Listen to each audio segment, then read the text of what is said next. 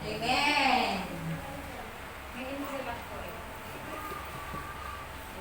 Ayan. Okay. Magandang hapon po mga kapatid. Buhay ba ang Diyos? Amen. Amen. So mga kapatid, maaari na po bang pumunta at lumapit dito yung mga iba nating mga brothers and sisters? Tayo po ay magsisimula na ng ating gawain sa araw na ito. Okay. Muli magandang hapon po sa inyong lahat. Narito po tayo sa ating tahanan. Ito sa Northwind. Na kung saan tayo po ngayon ay nagdadaos ng ikapitong anibersaryo ng pagbaba sa atin ni Amang Yahweh. Amen. So mga kapatid, nais ko po munang makita ang inyong mga dalawang mga kamay. Mayroon ba kayong kamay? Amen. So tayo ngayon, bakit ba kailangan itaas ang mga kamay? Siyempre, pag sinabing may kamay, kailangan merong gawin. At gagawin natin ito, gagawa tayo ng 7 palakpak sa ating anibersaryo sa taong ito. Handa na ba ang lahat? Amen. So mga kapatid, itaas ang mga kamay at tayo po ipapalakpak ng 7 palakpak para sa anibersaryo ng pagbaba ni Amang Yahweh dito sa tahanan ito sa Northwind. Sa bundok. Sa bundok Ng ng Sion. Amen. Handa na? Amen. Sa bundok ng Nubaltiki. Sabi niyo. Ulit. Okay. Okay, handa na!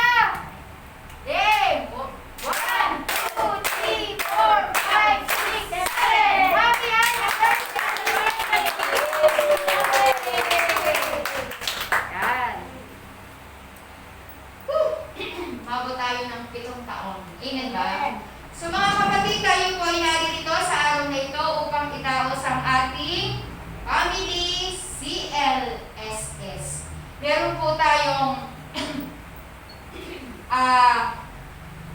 ang gagawin po natin ngayon sa araw na ito. Meron po tayo ano. Ano brother? Ito, Gamitin mo na yan. Gagamitin na? Oo. Akala ko yun muna eh.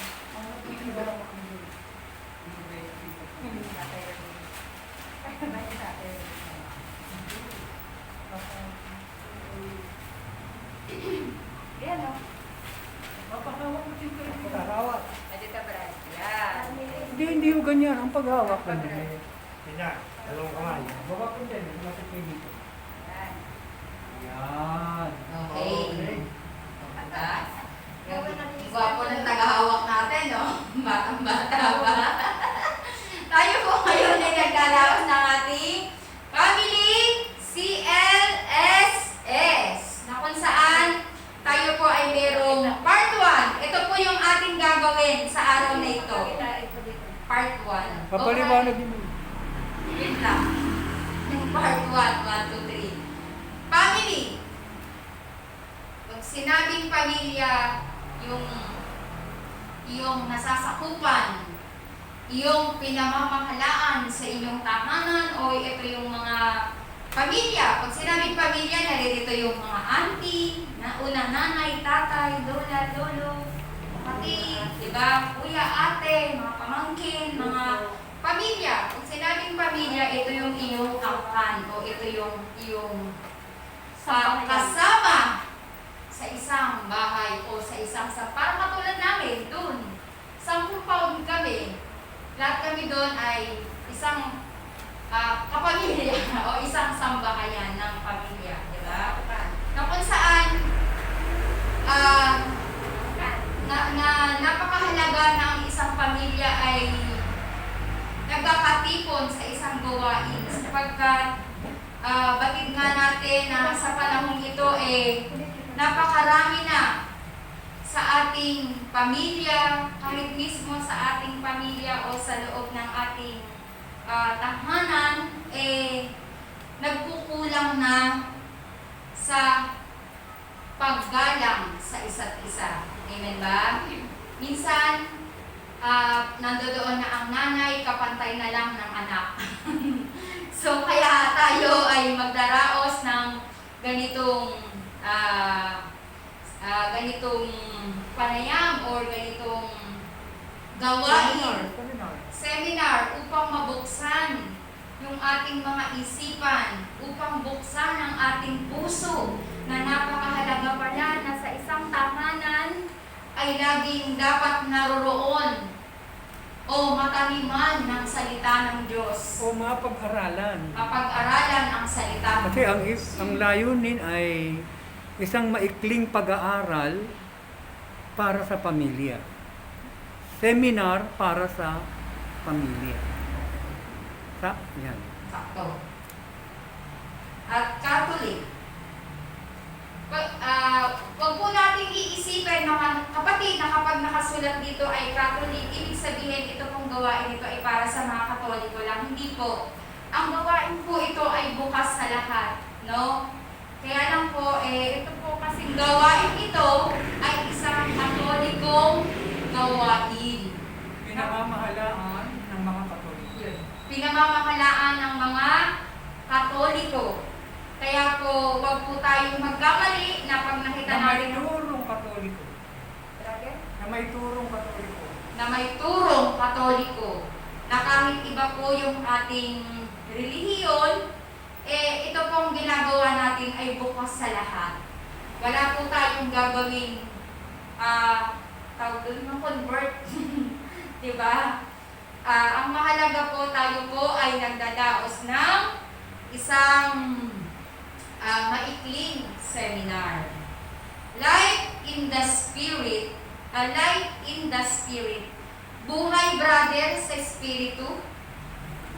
Buhay sa Spirit. Buhay. Pamumuhay. Pamumuhay.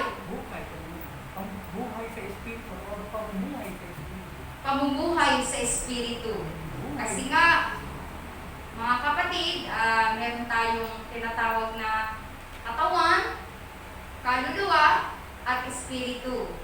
Na kung saan itong ating espiritu ay nais na makaisa ng Diyos. Yung ating espiritu at ang espiritu ng Diyos ay nais makaisa ng Diyos sa gawain ito. Amen ba? Sapagkat ang ating pag-aaralan dito ay ang ating itatanim ay ang salita ng Diyos. At yun nga, yung seminar, ito po yung napakaikling pag-aaral para sa atin. Na kung saan, meron tayong part 1. Dito ang gagawin natin ay part 1. Magkakaroon tayo o maririnig natin dito ang tatlong talk hanggang 1 and 3. Pagkatapos, ito pong part 2 ay talk 4 and 8. Gagawin po ito sa ating Parish Church, sa San Bartolome Parish Church. Ito pong natitirang 4 and 8, doon po ito isasagawa sa ating parokya. Amen ba mga kapatid? Malakas sa palakpak sa ating Panginoon.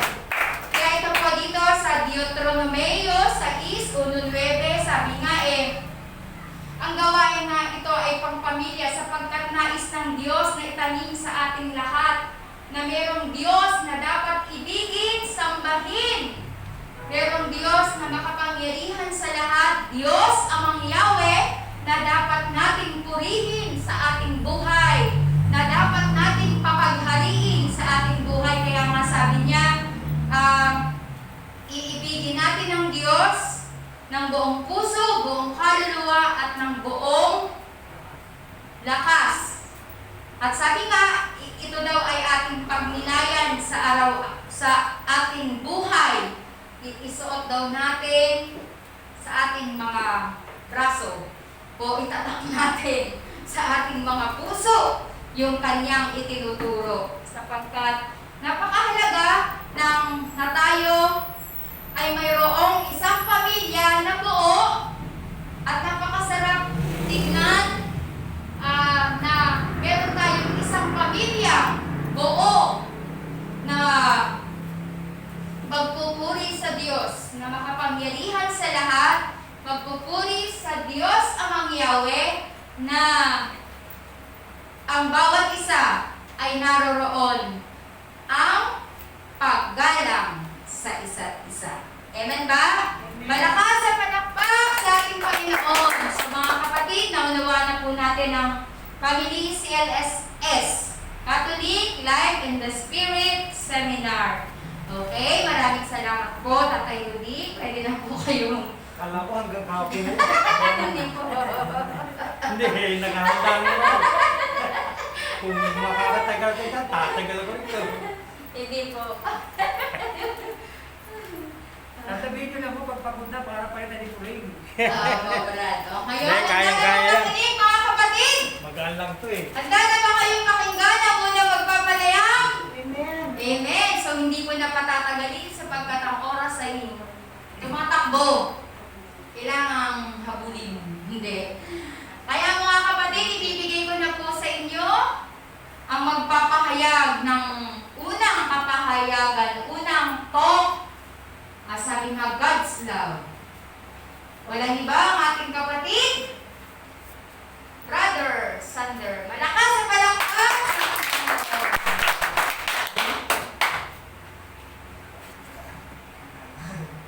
Magandang hapon po sa lahat. Buhay Rangers, mga kapatid! May mataas na palakpak sa ating Panginoon.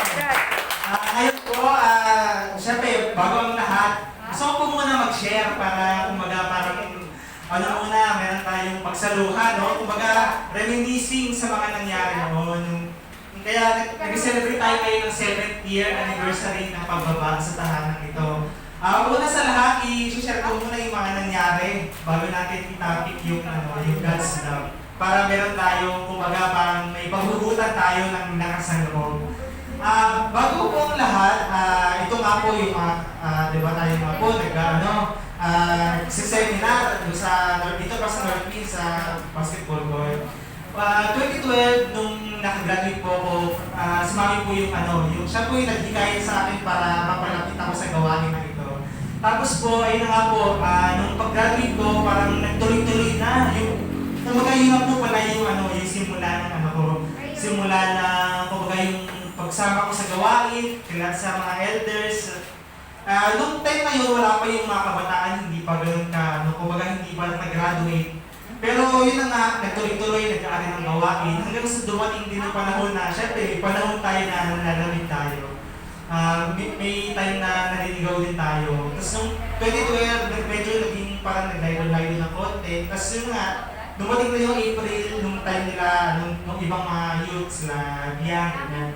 Tapos yung nga po, nung time na yun, parang doon ko na-receive yung gift na hinihili ko. Kasi parang curious ako sa mga nangyayari. Bakit nag-buwi ka ng mga gano'n, sabi ko. Tapos yun nga, nung natanggap ko nga po yun, at tuloy-tuloy, nag-alam hanggang sa dumating yung mga panahon na mamayot din na ulit na naka-attend ng buwat ng seminar. Tapos yun nga po, nung August 29, para nag-usap-usap po kami na mag-practice kami ng sayaw. Kasi meron, magkakaroon tayo, alam ko, naalala ko yun eh. Magkakaroon daw po tayo ng nung seminar dito sa prayer house din, kumbaga weekly, yung time na yun.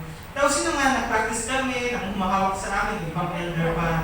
Tapos yun nga, nagpitukan kami nung kinabukasan na, nagpitukan kami na, ano yung pakiramdam ko nung natanggap ko yung mga ganong regalo. Sabi ko, okay naman, kasi ang sarap sa pakiramdam talaga, kung tutuusin. Tapos parang, basta yung gusto ko kasi mangyari, ma-experience na yung na-experience ko, parang gano'n. Tapos, yun na nga, noong August 30, 2013, nagkwento-kwentuhan kami sa loob. Diyan mismo sa loob sa kwarto na yan. Yun na nga po, nag-prayer kami, nagpaikot kami. Naka-Indian seat pa kami nung time na yun, naka-Indian seat. Tapos, lang kami noon, 10 ata kami noon, mga kabataan noon. Parang kumbaga ko kasi parang katuwaan na parang yung isip ng bata na parang gusto ma-experience na ganyan. Gusto nilang ano yung pakiramdam na magkaroon ng gano'n. Kasi na nga po, nagka-Holy Spirit kami, may time na yung tumatalsik yung laway, gano'n. tasikilaway, tumitirik-tirik, parang, syempre bilang bata, parang kakabahan ka rin, parang parang kakaiba na ito nangyayari sa amin. Kasi na nga, parang siguro, paulit-ulit kami na gano'n, kinabukasan ulit. Tapos yun na, nag-share ako dun sa gawain sa Salcona, dito sa Pasacola. Pasacola po ba yan? Doon niya, Rosario.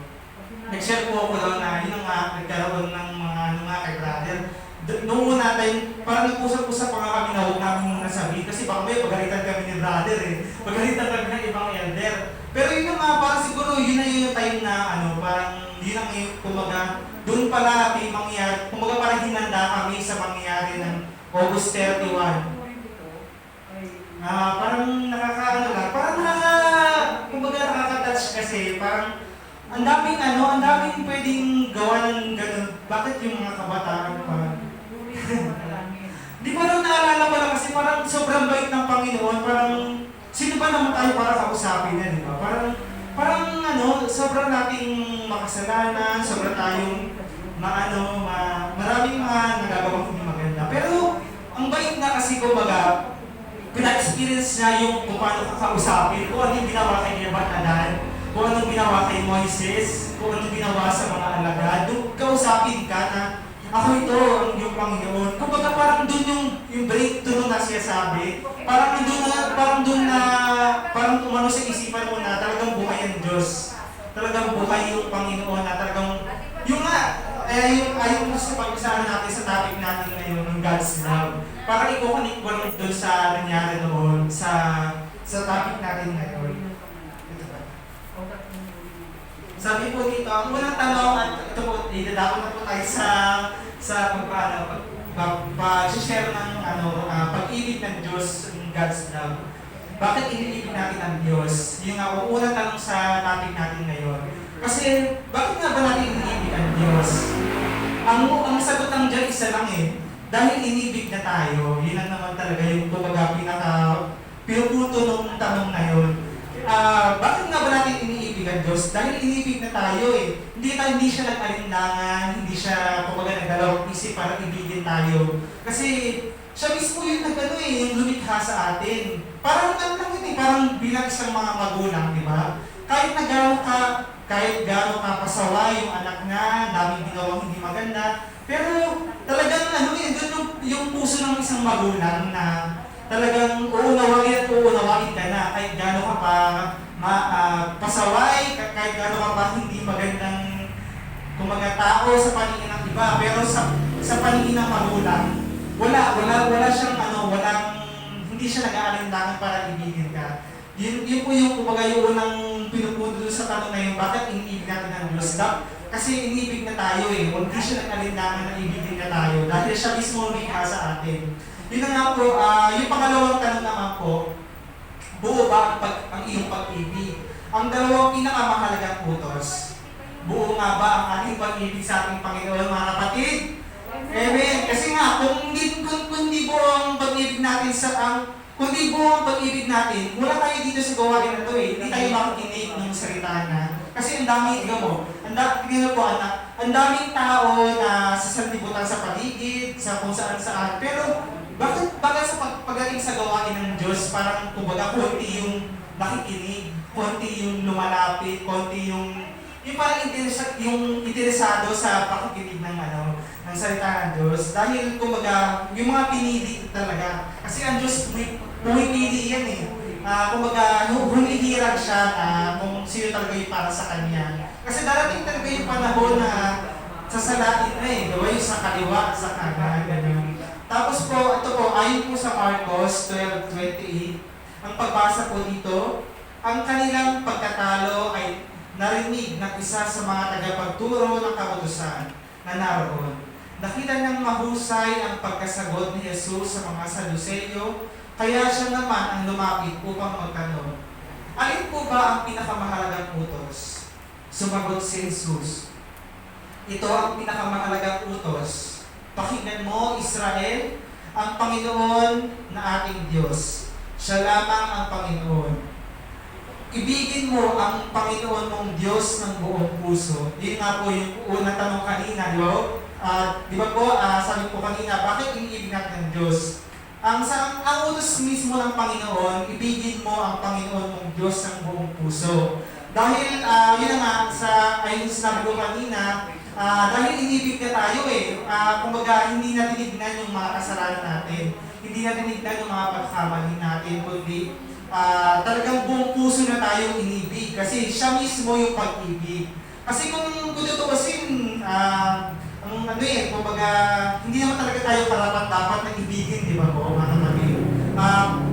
Maging makatotohanan lang tayo. Pero ang Diyos, talagang tinanggap na tayo, inibig na tayo ng buong puso. Kaya dapat ibalik din natin sa Kanya kung ano yung ginawa na sa atin. Dapat ibalik din natin sa Kanya dahil inibig na tayo. Hindi siya nag-alinlangan para tayo ay takwil, tayo ay baliwalain. Dahil yun na nga, siya ay pag-ibig. Siya na mismo yung pag-ibig. Tapos ang pangalawa naman po, buong kaluluwa mo. Buong pag-iisip mo at buong lakas mo. Lahat yan. Kumbaga, kasi kung wala kang kaluluwa, di patay ka na, di ba mga kapatid? Kung wala kang pag-iisip, edi andiyan ka na sa lansangan. Kumbaga parang hindi mo na alam kung ano ginagawa mo. At ang buong lakas mo. Yun na nga, ang daming tao ngayon sa kasawiyang palad, di ba? Nagkakaroon ng mga karamdaman. Ano yun? Kumbaga, hintayin po bang magkaroon kayo ng karamdaman para kayo ay magbalik doon sa Panginoon? Di ba po mga kapatid? Dapat habang may lakas po tayo, dapat talaga magbalik loob tayo sa ating Panginoon. Amen po ba? Amen. Palagpakan po natin ang ating Panginoon. Yun po yung unang utos na ibigin mo ang ating Panginoong Diyos ng buong puso, buong kaluluwa, buong pag-iisip at buong lakas. At yung pangalawa naman po, ang isa din sa mahalaga na ang ibigin mo ang iyong kapwa gaya ng pag-ibig mo sa iyong sarili. Wala nang ibang utos na hihigit pa sa mga ito. Kasi nga, kumbaga, pag iniibig mo ang Diyos, dapat iniibig mo rin ang kapwa mo. Kasi kung hindi mo iibigin ang kapwa mo, di ba sabi ng Panginoon, kung anong ginawa mo sa iyong kapwa, ay ginawa mo na rin sa akin. Yung kapwa mo, hindi mo naman iniibig, inaaway mo pa. Di ba? Ibig sabihin, parang ginagawa mo na rin sa Panginoon, yung kung anong ginagawa mo sa kapwa mo. Tapos para sa sarili mo, dapat pag di ba, nag-aayos ka, inaayos mo yung sarili mo, basta inaayos mo yung pakikitungo mo sa kapwa mo, yung physical appearance mo, inaayos mo. Dapat ganoon din yung trato natin sa ating kapwa. Mahirap naman yung naglilingkod tayo sa Panginoon, pero ang dami natin mga kaaway. Nakikipag-chismisan tayo, nakikipag-away tayo, nakikipagsaksakan tayo, di ba? Kumbaga parang nakakalungkot ang isipin na may ganun talagang sitwasyon sa buhay ng iba. Pero gayon pa man, kaya tayo ay narito para itumid yung mga pagkakamaling yun na maling pag-iisip, maling gawa. Dapat gawin natin kung ano yung nararapat, kung ano po yung dapat na, yung kumbaga yung mga utos ng Panginoon na dapat natin sundin, na dapat natin gawin. Yun nga po, ang sunod naman po, wika ng tagapagturo ng kautusan. Sabi po dito, tama po, Guro. Totoo ang sinabi ninyo. Isa nga ang Diyos at wala ng iba, liban sa Kanya. At higit na mahalaga ang umibig sa Kanya ng buong puso, buong pag-iisip at buong lakas. At ang umibig sa kapwa gaya ng pag-ibig sa sarili, kaysa magdala ng lahat ng handog na susunugin at iba pang mga alay. Nung mga panahon na yun, di ba yung mga panahon ni Eva at Adan, di ba nung usok-usok pa nung araw yung di ba yung paghahandog, yung magsusunog ka, kakatayin mo yung mga patatakang buya o yung mga ino-offer sa Diyos yung susunugin kasi yung paniniwala, di ba, na yung usok nga napupunta doon sa Panginoon, pag naamoy ng Panginoon, yung sabihin, parang nalalaman niya kung gaano ka nagsisi, kano yung pagsasakripisyo mo. Pero yun na nga, kung dumating na yung Panginoon, siya na yung naging alay. Siya na yung, kumbaga siya na yung naging sakripisyo para matubos yung mga pagkakasala natin. Di ba po mga kapatid? Tapos yun na nga po, nakita ni Jesus na maganda ang suot nito, kaya sinabi niya, hindi ka nalalayo sa kaharian ng Diyos. At mula noon, ay wala nang nangahas na magtanong sa kanya kay Jesus. Yun na nga po, dapat talaga, ang dapat natin gawin talaga ay, isa lang naman talaga pag-ibig lang talaga. Kumbaga, yung faith, yung hope, lahat yan kumbaga, pag pinagsama-sama mo yan, isa lang naman talaga yung utos ng Panginoon, umibig lang talaga. Kasi ang kahit ang demonyo, may pananampalataya yan meron din pag-asa yan di ba? Kumbaga, medyo taliwas yung kanilang paniniwala. Kumbaga, sa ating Panginoon. Pero, isa lang ang wala sa kanila, yung pag-ibig talaga. Pag umiibig ka na, nasa iyo na talaga ang Diyos. Kumbaga, kasama mo ang Diyos, hindi ka naliligaw, hindi ka nawawala sa landas. Kaya dapat talaga, pag-ibig, kasi ang pag-ibig, siya na mismo yung Diyos Kumbaga, di ba? Yung pag-ibig ay Diyos talaga. Yun nga po, ang sunod po na katanungan dito, nakikilala mo ba si Yahweh? Ang Diyos na iyong iniibig, paano mo siya makikilala? Sabi po sa Isaiah 21 verse 8, ako si Yahweh, yan ang aking pangalan. Walang kakaangkin ng aking karangalan. Ang papuri sa akin, hindi sa Diyos-Diyosan. Kasi nung mga panahon po na yun, na lumang tipan, lahat ng tao noon naghahanap kung sino ba talaga ang Diyos. Marami silang ginawa, yung mga gintong, yung mga guya po ba yun? Si Baal, si Ashtoreth, yung mga Diyos-Diyosan nung Old Testament. Kasi nga, ang tao, naghahanap yan hinahanap na kung ano yung katotohanan, kung ano talaga kung sino ba talaga ang Diyos. Maraming, tawag ito, maraming haka-haka o gawa ng isip, yung kanilang pinapaniwalaan, kung sino ba talaga ang Diyos. Pero ang sabi ng Diyos, ako si Yahweh, yan ang aking pangalan. Yan daw ang pangalan ng Diyos, si Yahweh. Ay, ibig po sabihin ng Yahweh, meaning ba sa tetragram, old translation, ibig sabihin po ay ako nga. Kumbaga, ako yung kailangan mo, ako yung dapat mong kilalanin, dapat mong lapitan, dapat mong puntahan. Ayon po sa Isaiah 63:16, kung walang nagawa sa amin si Jacob at Abraham, ikaw lamang, Yahweh, ang aming pag-asa at amang aasahan. Tanging ikaw lamang ang nagliligtas ng aming buhay. Yun nga po, ayon po dito, kung walang nagawa sa amin si Jacob at Abraham, ikaw lamang, Yahweh. Ibig sabihin, kahit sino tao sa mundo, walang magagawa yan.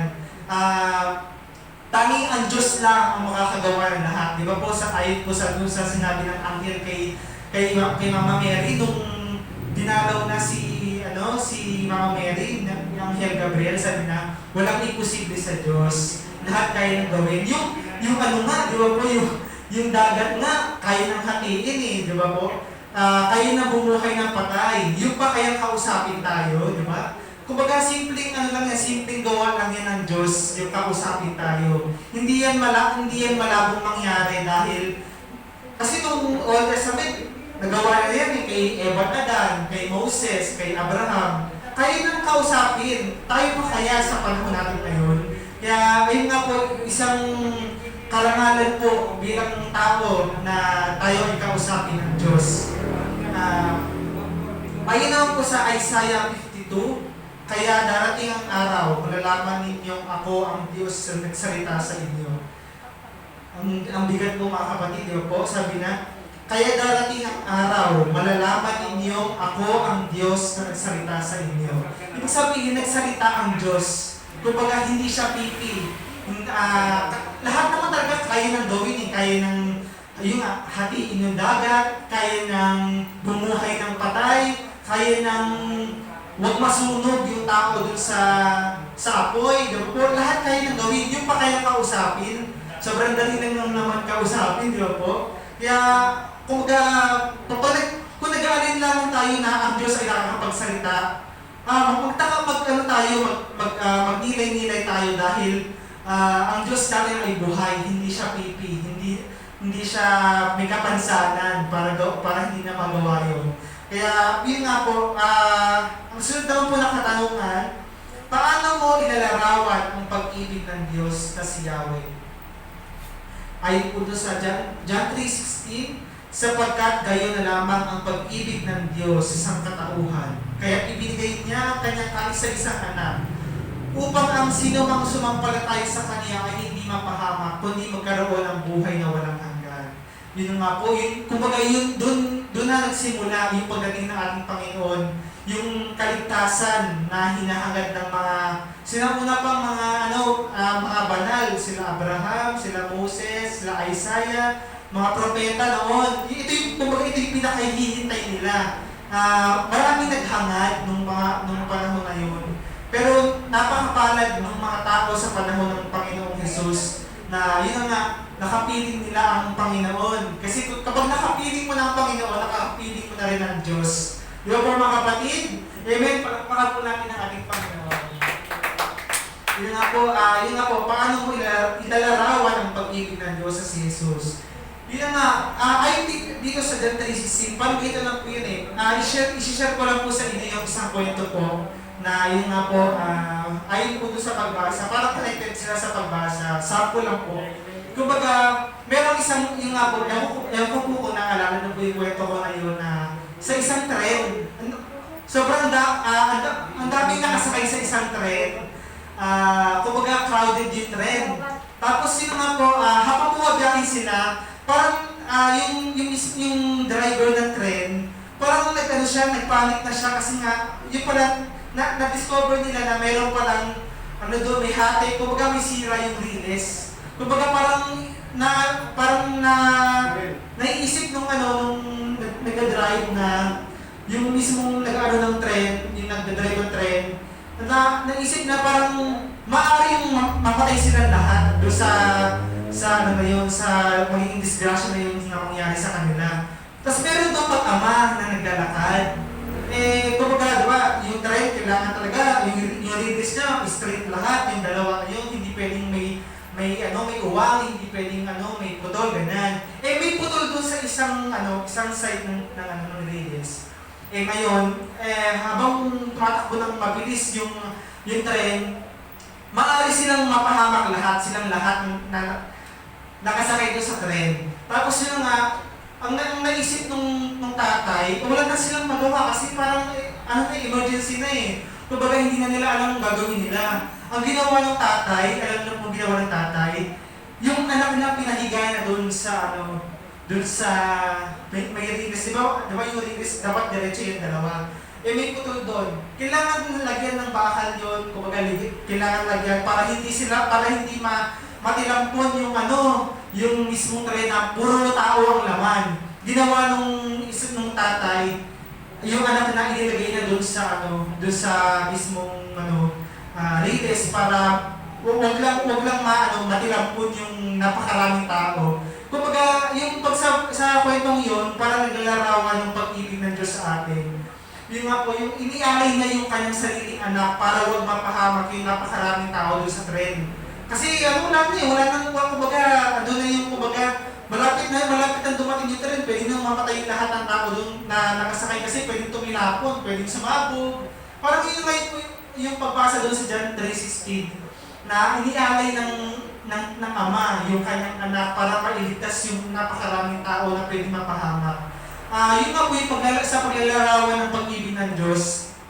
Ganun yung sakripisyo na ginawa na inialay na yung kanyang anak para mailigtas yung buong sanlibutan sa pagkakasala, sa kapahamakan. Dahil lahat naman talaga kututusin, kung wala ang Panginoon, lahat tayo doon mapupunta sa dagat-dagatang apoy, di ba po? Wala naman pong malinis sa atin, lahat tayo ay may bahid ng kasalanan. Nagsimula pa po yun nung kay Eva at Adan, nung time na nagkasala sila sa Panginoon. Yun nga po, doon kay Eva at Adan naman po, di ba po? Paano naiwala ni na Eva at Adan ang buhay na walang hanggan sa paraiso? Nung panahon na yon, si Eva at Adan talagang sila perfect creation. Immortal sila, hindi sila namamatay, wala silang malisya, wala silang bahid ng kasalanan. Talagang perfect, parang Diyos, kung totoo kasi parang Diyos na rin sila kasi perfect, para silang anghel. Pero yun na nga, sa kasawiang palad, dumating yung kalaban, si Satanas. Di ba sabi ko dito, sino ang ahas sa pinakatuso? Siya po yung tumukso kay Eva at Adan para gumawa ng kasalanan. Kasi ang utos ng Diyos, kainin ninyo lahat ng makikita ninyo. Huwag lang yung nasa punong ito. Kumbaga, ang simpleng utos ng Diyos. Pero anong ginawa ng demonyo? Tinukso na yung dalawang tao, si Eva at Adan. Tinukso na sabi na, yun nga po, kainin nito, napakasarap ng prutas na ito. Noon na, sabi, parang nag-isip sila, sabi yung hindi pa nila alam kumbaga wala pa yung mga tukso, wala pa yung mga pag-uudyok ng mga panahon na yon. Pero dumating yung time na yon, parang sinubok sila kung ano yung gagawin nila. Ayun na nga, yung babae, siya yung unang kumagat. Tapos, yung lalaki, inaniyahan naman ng kumain naman. Kaya ayun, kumbaga parang doon na nagsimula na parang naisip nila na ba't wala daw silang suot. Yung kumbaga parang nagkaroon na sila ng malisya sa katawan, nagkaroon na sila ng masasamang pag-iisip. Doon na nagsimula yung original sin, yung kasalanang mana hanggang sa kasalukuyan natin ngayon. Na talagang lahat naman talaga ng tao sa sanlibutan ay makasalanan. Pero sa pag-ibig ng Diyos, ayun na nga po, yung dumating na po yung ating Panginoon sa John 3:16. Gaya na lang ang pag-ibig ng Diyos sa sanlibutan. Kaya sino sumampalataya sa Kanya ay hindi mapapahama kundi magkaroon ng buhay na walang hanggan. Kumbaga, yung original sin na yun, nabaliwala na yun. Kumbaga, kinalimutan na ng Diyos, hindi na hinayaan na yun ang maging sanhi ng pagkakalubok natin sa kasalanan sa dagat-dagatang apoy. Kaya ibinigay na yung kanyang bugtong na anak para tayo ay mailigtas, hindi tayo mapahamak. Kaya tayo may pag-asa, may kagalingan, may magrasya dahil sa ating Panginoon. Kasi kung hindi na inialay yung kanyang anak, paano na lang po kaya tayo? Di ba po mga kapatid? Wala na tayong patutunguhan, hindi natin alam kung ano mangyayari sa kinabukasan natin. Siguro sa lahat ng tao ngayon, lahat nahihirapan na, lahat wala nang pag-asa, lahat may nagpapakamatay, may nagbibisyon ba po. Pero sa kabutihan ng Panginoon, binigyan na tayo ng pag-asa na may buhay na walang hanggan. Kumaga may paraiso. Parang yun nga po, yung pananampalataya ng isang magnanakaw doon sa katabi ni Jesus, si Dimas, di ba po? Yun nga, nanalig siya sa ating Panginoon na isama daw siya sa paraiso. Talagang may paraiso naman talaga mga kapatid dahil sinabi mismo ng Panginoon. Yun nga, sinabi ng Panginoon na ngayon din isasama ka sa paraiso. Kumbaga, instant yung kanyang kaligtasan. Instant yung kumbaga yung pag-asa na pwede pa tayong mailigtas habang nabubuhay pa tayo ngayon, mga kapatid. Amen po ba? Amen. Palakpakan natin ang ating Panginoon. Ayun nga po,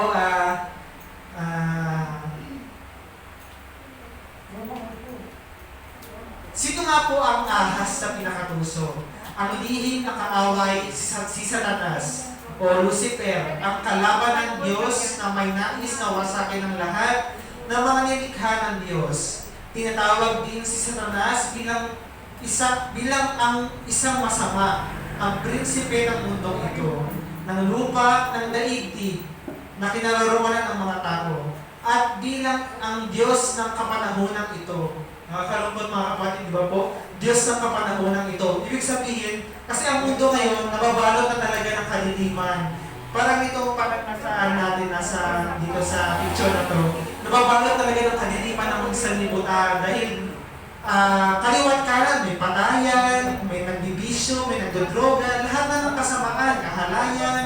Di ba po mga kapatid, nakakalungkot isipin na sa sa panahon ito, talagang nangyayari yung mga kaganapang ito sa buhay ng tao. Talagang naghahari si Satanas sa mundong ito. Pero, ganun pa man ang pag-ibig ng Diyos, hindi na hinayaan yung kanyang mga hinirang, hindi na hinayaan yung kanyang mga nilikha na kanyang mga pinili para magpatuloy. Tulad natin ngayon mga kapatid, pinagkasaluhan natin yung salita ng Diyos dahil mga hinirang din tayo. Mga pinili tayo, mga pinatawad tayo ng ating Panginoon. Kaya sobrang pasalamat natin sa Diyos dahil sino ba naman tayo mga kapatid, di ba po, na para tawagin, para tanggapin ang ating Panginoon. Ayon naman po dito sa Hebreo 12:22, ang iyong tahanan, ang Jerusalem sa langit at bagong Jerusalem sa lupa. Sa halip, ang nilapitan ninyo ay ang bundok ng Sion. At ang lungsod ng Diyos ng buhay, ang Jerusalem sa langit na kinaroroonan ng di mabilang anghel. Ang tinahuluhan ninyo ay masayang pagtitipon ng mga pangalan na anak. Ang mga pangalan ay nakatala sa langit. Yun nga po ay dito sa Hebreo 12:22. Gandang pagbasa dahil kumbaga inilalarawan dito yung gawain ng Diyos. Kumbaga ito, sa panahon na natin ngayon, maraming gawain sa buong mundo eh. Pero kumbaga, ang Diyos yung nakakaalam kung ano talaga yung totoo, kung ano talaga yung dapat, kung ano talaga yung kanyang pinili na grupo o mga tao. Kung totoo kasi lahat naman tayo pinili eh, di ba? Lahat ng tao, wala siyang tinatangi, wala siyang kumbaga, hindi siya yung kumbaga hindi naman sa totally judgmental, pero hindi siya mapanghusga agad dahil binibigyan pa na tayo ng pagkakataon para pagsisihan natin yung mga kasalanan natin. Pero yun nga, bilang tao, meron tayong mga free will, tayo pa rin yung nasusunod kung ano yung gagawin natin, kung ano yung mga dapat natin tahakin dahil yun nga, pwede tayong makiligaw at sabi nga sa pagbasa, kahit na ang mga hinirang pwede pang mailigaw. Kaya kailangan mag-iingat din tayo mga kapatid.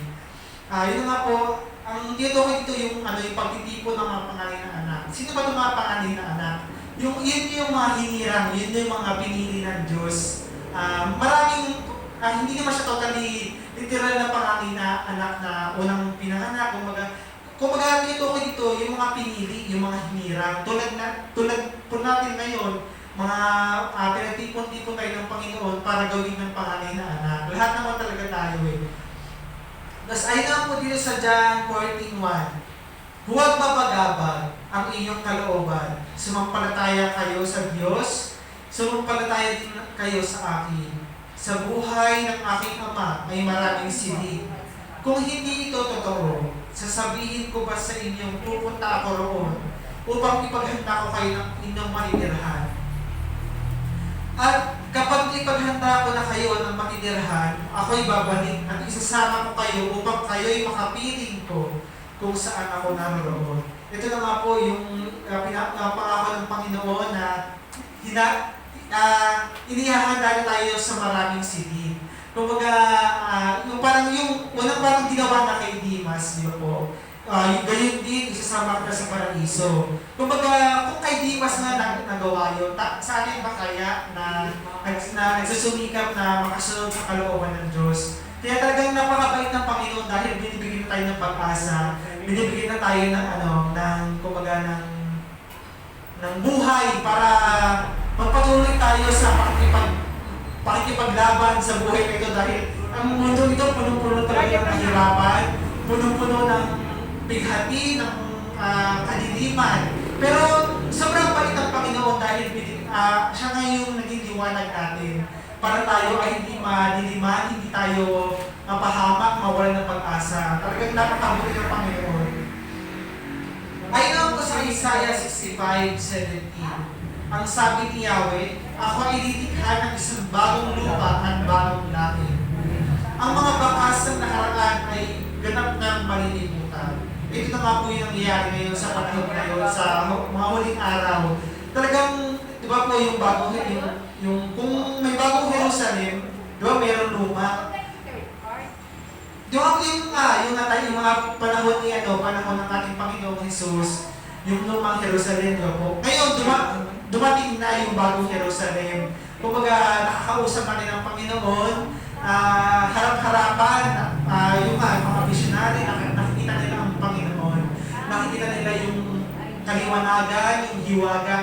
Dahil ito na nga po yung kapanahunan mula sa langit ay ibinaba ng Panginoon para tayo ay kanyang makapiling, para tayo ay bigyan ng mga babala, pag-asa, at kagalingan.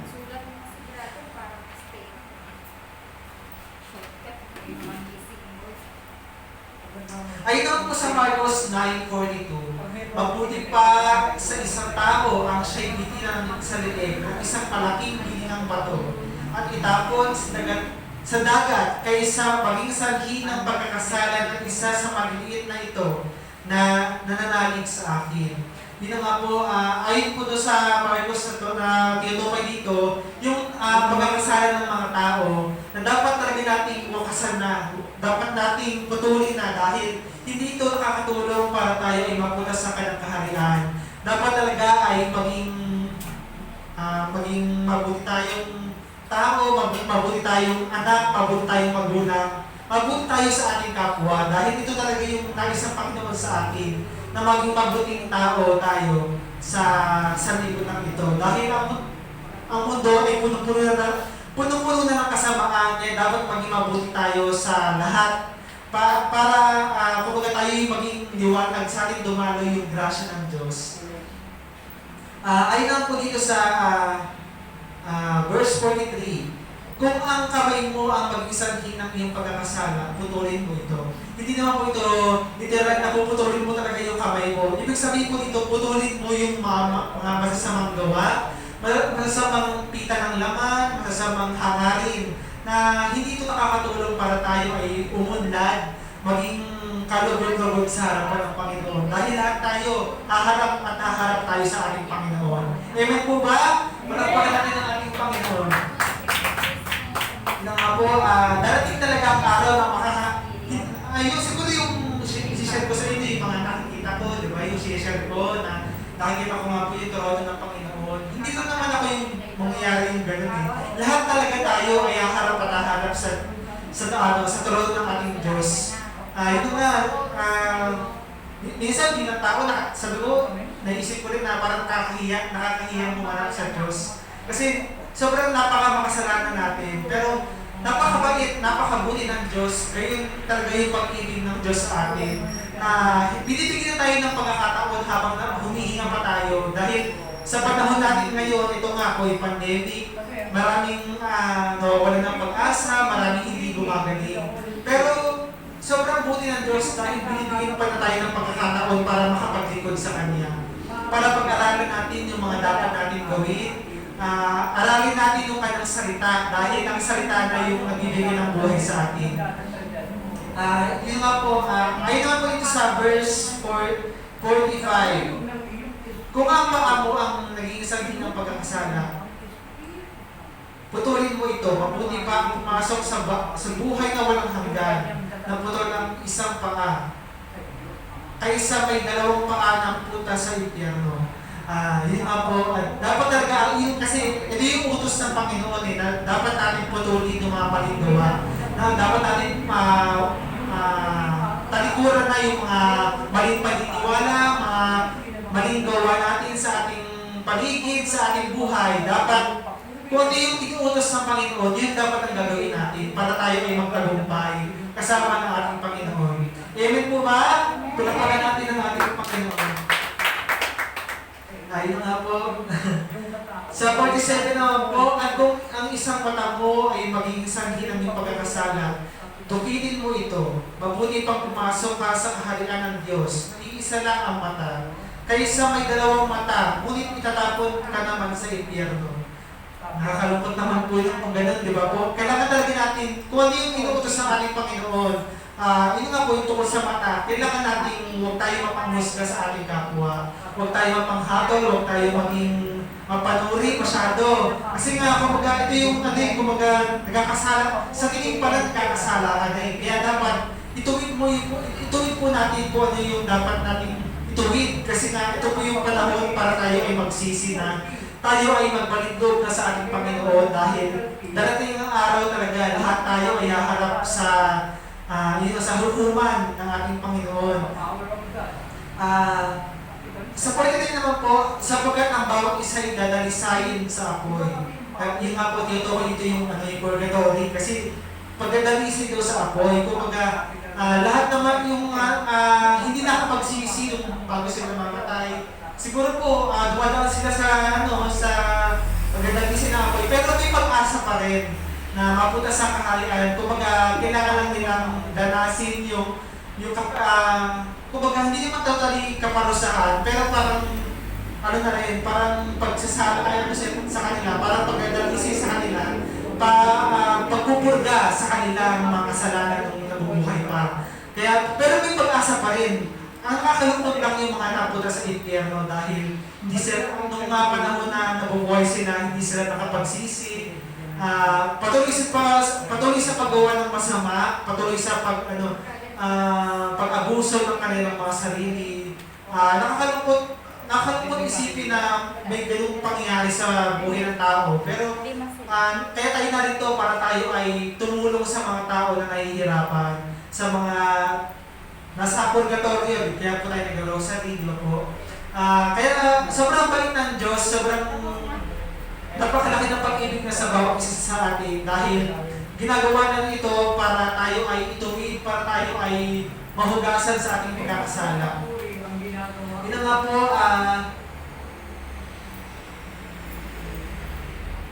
ang pinakahuli po sa pagbasa sa topic natin, taglayin ninyo ang katangian ng asin at mamuhay kayong may kapayapaan sa isa't isa. Yun nga po, yung asin, ibig sabihin ito yung pag-ibig ng kapag nagbibigay, parang sa mga natin, sa pagkain natin, sa ulam, di ba po? Pag walang asin, walang lasa, kaya kailangan may lasa. Parang sa atin bilang tao, kailangan yung asin na yun yung pag-ibig. Kung walang pag-ibig, wala kang, kumbaga, walang katuturan yung mga ginagawa mo. Kaya kailangan may pag-ibig pa rin talaga dapat. Kaya sobrang pasalamat ko sa Panginoon dahil nakakaraos tayo sa ating buhay sa kabila ng pandemic, sa kabila ng paghihirap ng sanlibutan ngayon. Pero nandito tayo para tayo ay mag-aral, para tayo ay magbigay pa rin ng pag-asa sa ating kapwa, para hindi mawala ng pag-asa dahil sa panahon ngayon marami nawawalan ng pag-asa na iniisip nila hindi sila gagaling, hindi sila magiging successful. Pero ayun pa man, napakalaki ng pag-ibig ng Diyos sa atin. Hindi niya tayo hinahayaan na mawalan ng pag-asa, kundi magkaroon pa rin tayo ng buhay, ng bagong buhay sa ating Panginoon. Yun nga po, yun po yung aking isi-share ngayon. Konting aral pa po. Pero napasalamat pa rin po ako dahil nakinig po kayo kahit paano sa aking pag-share ngayon ng salita ng Diyos. Yun lang po, napasalamat po ako sa Panginoon dahil nakaabot po tayo ng 7th year anniversary. Dahil, kumbaga, ito yung gawain ng Panginoon na dapat talaga nating binibigyan ng importansya. Kaya nagpasalamat po ako sa Panginoon dahil binigyan po na tayo ng pagkakataon para tayo ay makapag-aral. Kaya ako po naman po nagpasalamat sa Panginoon. Salamat po, mga kapatid. Amen.